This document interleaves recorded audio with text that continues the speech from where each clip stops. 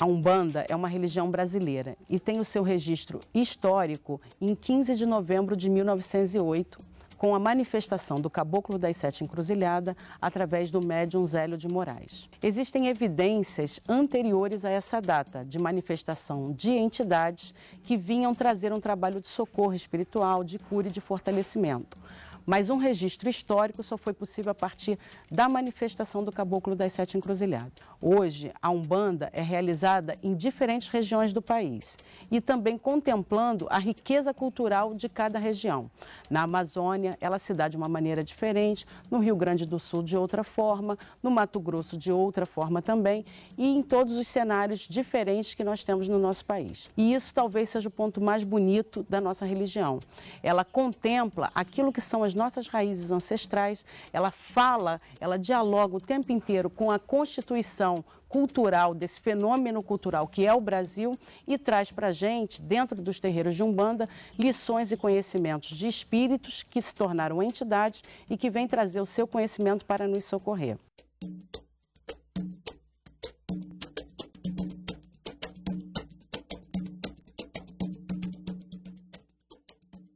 O programa Umbanda Religião Brasileira, no quadro Entrevista, hoje conversa com o Pai Marcos, presidente do TECAF. Pai Marcos, obrigada por ter vindo. Sua bênção. Insa nos abençoe.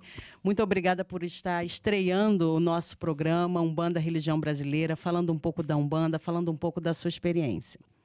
Nós gostaríamos de perguntar ao senhor qual a sua relação com a Umbanda? Como é que o senhor chegou até a Umbanda, pai?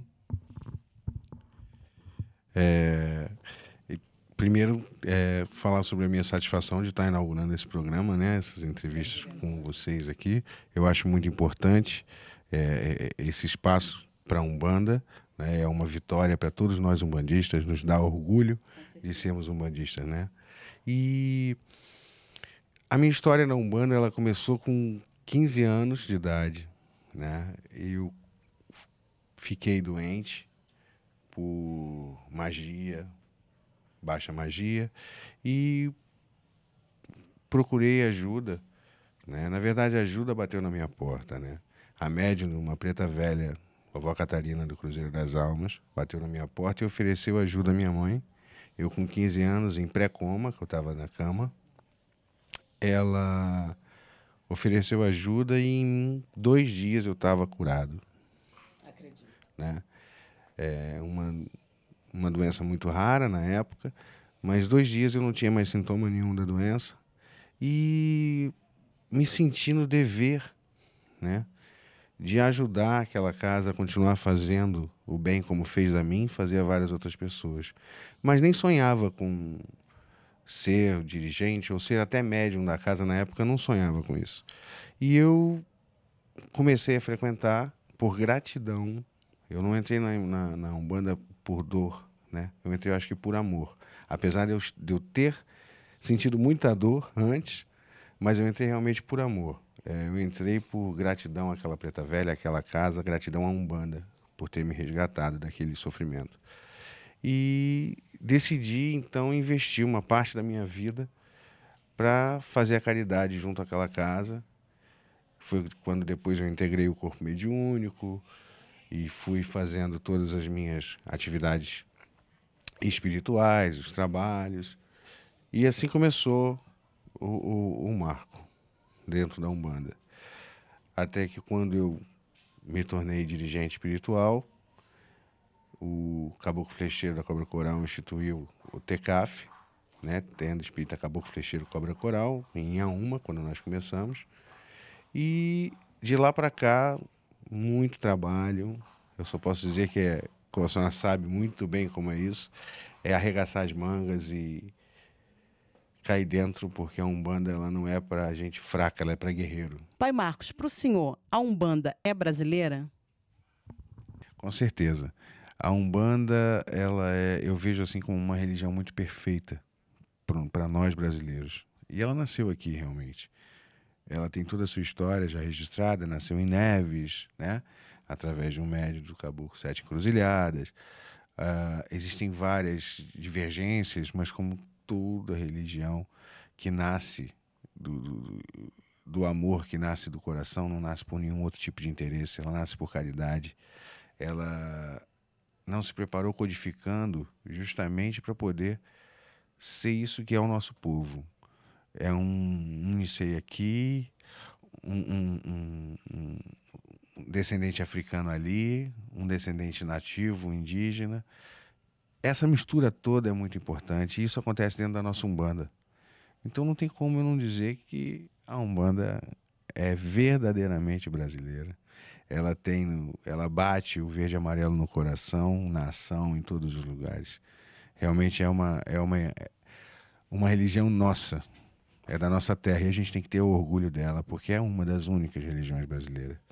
Né? O dirigente umbandista não recebe nada para ser religioso. Ele é religioso por coração.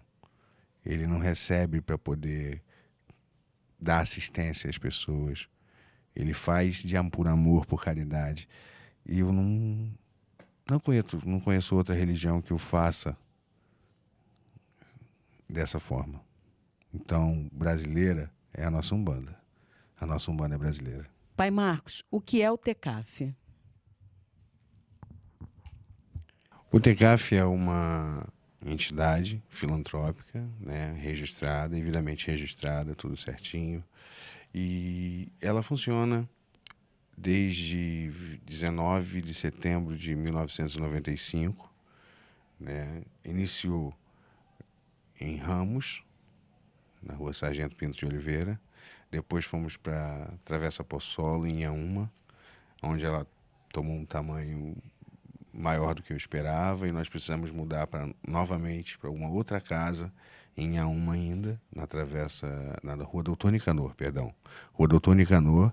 E lá foi que a TECAF se preparou para então conseguir adquirir a sede própria, que nós conseguimos, graças a Deus, um espaço de 3.000 metros quadrados aqui em Santíssimo, em Santíssimo. E nesse espaço a gente hoje trabalha com a parte toda de Umbanda espiritual, né? E a gente tem algumas práticas como reiki, cirurgias, cromoterapia, auriculoterapia e várias outras que a gente consegue puxar para dentro da Umbanda sem atrapalhar os trabalhos espirituais, sem atrapalhar a parte energética, né? A nossa Umbanda ela é brasileira, então é como o nosso povo, é uma mistura muito grande de etnia, então ela não tem um código. Cada um faz a sua Umbanda como conheceu, como aprendeu e com certeza executa muito bem. Quem leva com seriedade tem resultados ótimos dentro da Umbanda. E assim o TECAF vem trabalhando, hoje já com 17 anos, né? A gente faz esse trabalho todos os sábados, de 2 às 8. E as atividades sociais nós fazemos nos domingos, na parte da manhã. E todas as giras são dedicadas, todas elas, à caridade intensa, a mostrar ao nosso público, aos nossos médiuns, o valor que tem o amor, o valor que tem a gratidão e o valor que tem da solidariedade. Porque a gente ensina a eles que hoje a gente está fazendo para alguém, mas no dia que você precisa, alguém que você nem conhece chega na tua porta e faz para você. Porque é a lei divina que manda e quando você se torna merecedor de receber tudo isso, Deus provém na hora certa. Os orixás abençoam a gente no momento certo. Você pode ter certeza que chega na tua porta a ajuda, que chega na tua porta a caridade, às vezes até para você conduzir para outra pessoa, para você levar aquela ajuda para uma outra pessoa. Tudo vem na mão, se você fizer um trabalho sério. E é esse trabalho que a gente realiza no TECAF. A conscientização das pessoas que frequentam a casa, para que elas possam aprender a ser um ser humano melhor, para a gente tentar mudar um pouquinho desse mundo aí ingrato, esse mundo pesado que a gente tem a cada dia, de violência o tempo inteiro. E a gente vai tentar vai ser mais uma andorinha voando para tentar fazer esse verão. Pai Marcos, o TECAF realiza algum trabalho social com a comunidade do seu entorno? Fazemos vários trabalhos sociais. A gente faz distribuição de cesta básica, né, para a comunidade. Tem um trabalho muito forte dentro da comunidade ali de Santíssima Carobinha, aquela área ali, né? Nós temos um trabalho bem intenso com as famílias de inserção no mercado de trabalho, orientação. Nós temos vários médicos que fazem palestras para as mães sobre doenças que são comuns, mas que não são tão conhecidos e sintomas, e aí acabam percebendo antes do tempo, né? De estar agravado demais os sintomas. E a gente já teve até histórias de 2 crianças que com problema de hanseníase, e a mãe conseguiu descobrir através da palestra que um médico deu, né? E fora a distribuição de cesta básica, a gente tem um trabalho de cozinha experimental, que é ensinar a comunidade, as mães da comunidade, a trabalhar com cascas, caroços, reaproveitamento alimentar, né? E com maior nutrição para as crianças, proporcionando uma nutrição bem maior para elas.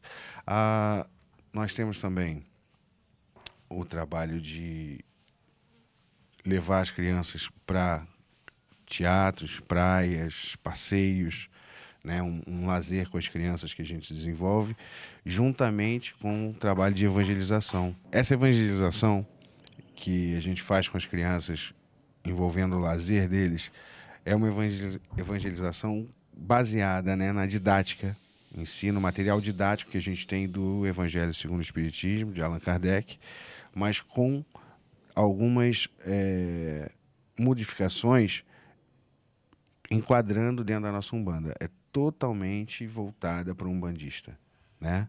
E as crianças têm uma aceitabilidade muito boa, né? A gente tenta inserir nas crianças, não o que é o caboclo, o que é o preto velho, mas a gente tenta botar no coraçãozinho deles o que é Deus, o que é o sentimento familiar, o que é a solidariedade. Isso tudo é Umbanda, então a gente está evangelizando eles para a Umbanda, né? Com certeza.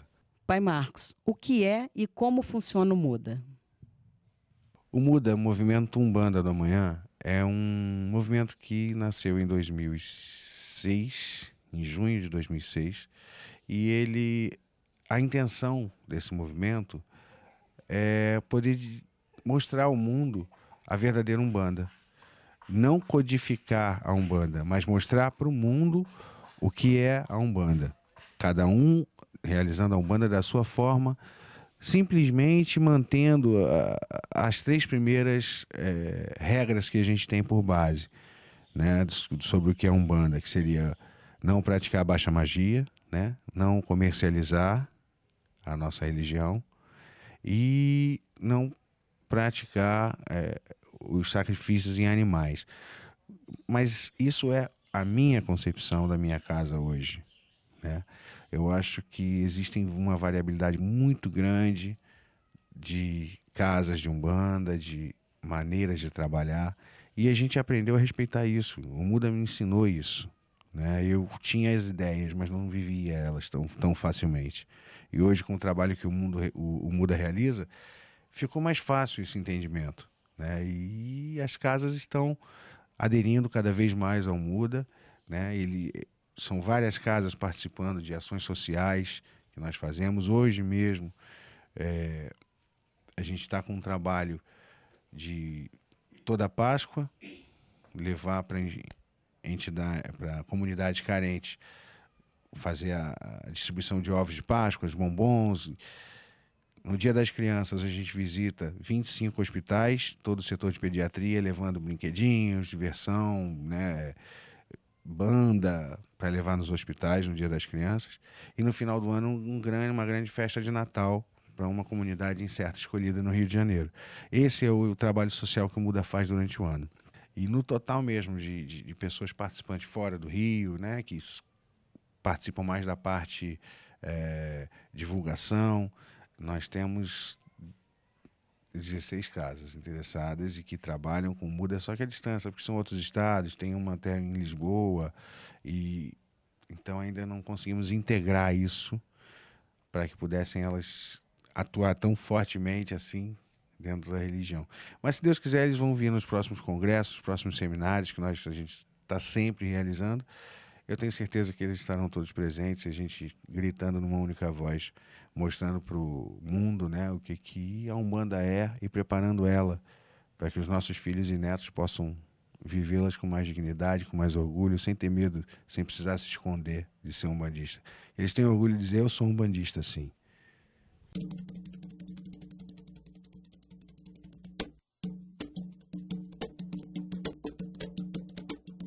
As pessoas chegam na Umbanda, algumas pessoas, com a ideia de arrumar marido, com a ideia de enriquecer, né, de fazer dinheiro, de ficar bem de vida, de não ter dificuldades no caminho.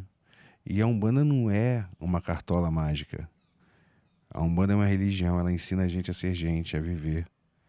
Então, que as pessoas entendam que ninguém vai a uma Umbanda buscar essa magia, buscar o que quer. Você vai à religião para ser orientado a ser uma pessoa melhor. Você vai à Umbanda aprender a ganhar o que você merece e fazer por onde cada vez ganhar mais. É essa orientação que a Umbanda faz. A Umbanda ela pode curar os problemas de doença, ajudar nas orientações, mas não vamos jogar nas costas do caboclo e do preto velho todas as nossas desilusões que fazem parte da vida e que nós mesmos somos responsáveis por ela. Eu acho que a Umbanda ela está para orientar, para nos ensinar a viver e ensinar a sermos um espírito melhor quando desencarnados. E não para nos dar tudo que a gente quer, porque nem sempre tudo que a gente quer é tudo que a gente merece. Então a gente aprende a caminhar, aprende a merecer, para receber aos pouquinhos o que Deus pode nos dar.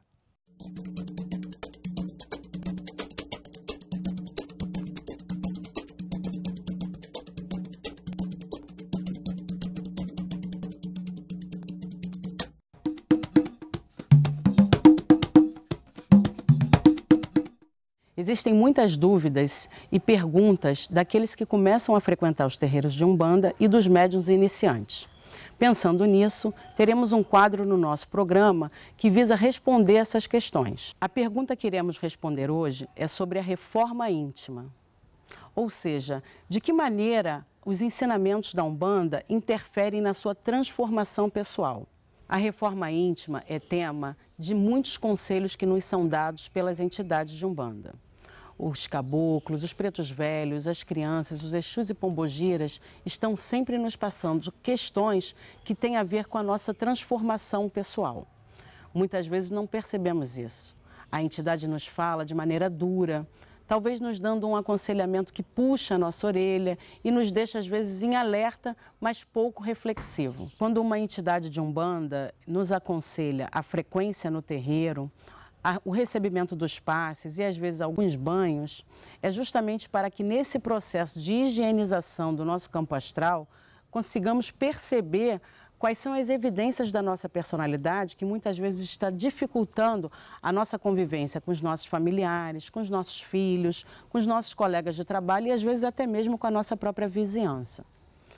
É muito importante que todas aquelas pessoas que desejam realmente melhorar a sua vida, melhorar a sua frequência vibratória e encontrar a felicidade, possam ouvir com atenção tudo aquilo que as pessoas que te cercam dizem a respeito da sua personalidade.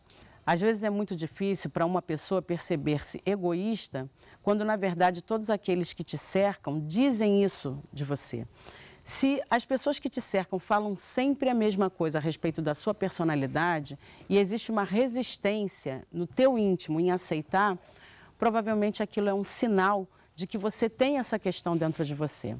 E como ter coragem, como ter força para vencer e fazer essa transformação? A frequência nos terreiros de Umbanda é o primeiro passo. Não podemos simplesmente chegar nos terreiros de Umbanda nos queixando, reclamando que estamos com algum problema. Precisamos chegar ao terreiro de Umbanda aberto para ouvir esse aconselhamento, que vai apontar em nós características da nossa personalidade que muitas vezes são o principal responsável por algo que esteja fechando seus caminhos, que esteja trazendo algum tipo de desconforto emocional, em alguns casos até mesmo doenças que são somatizadas pelo desajuste emocional, pela falta de equilíbrio espiritual que a pessoa está tendo, por uma característica que a própria personalidade traz e que não está ainda amadurecida para vencer. A leitura, mesclada também com momentos de oração, que é um momento de higiene, é um momento sagrado de acender a luz interna para perceber como está o teu coração, como está a tua visão de mundo, vão ajudar para que essa transformação comece a acontecer. Ninguém vem ao mundo, ninguém chega no plano terreno, ninguém chega à Terra para passar desapercebido. Ninguém pode querer receber ajuda da espiritualidade superior, ser olhado e percebido por Deus, sem ser um servidor também contribuindo para o planejamento divino, que é a conquista da paz, a conquista de uma cultura de transformação de toda a coletividade. Muitas vezes aquele mal de alguém que nos fere é um mal que também nós temos dentro de nós e que também em algum momento da nossa vida possa ter ferido outra pessoa, possa ter ferido um amigo, um familiar, um parente e que também às vezes nós não pedimos perdão. Até o processo de pedir perdão é um processo de crescimento, de amadurecimento e de transformação. Sentimentos como o orgulho, sentimentos como a inveja, sentimentos como o medo, a insegurança, o excesso de timidez, muitas vezes fazem com que nós tenhamos comportamento que dificulta a relação dos nossos parentes. E isso não é percebido pela maioria das pessoas. E, portanto, é muito comum chegar ao terreiro, como nós falamos inicialmente, reclamando, se queixando, dizendo que outras pessoas são responsáveis pelos seus caminhos fechados.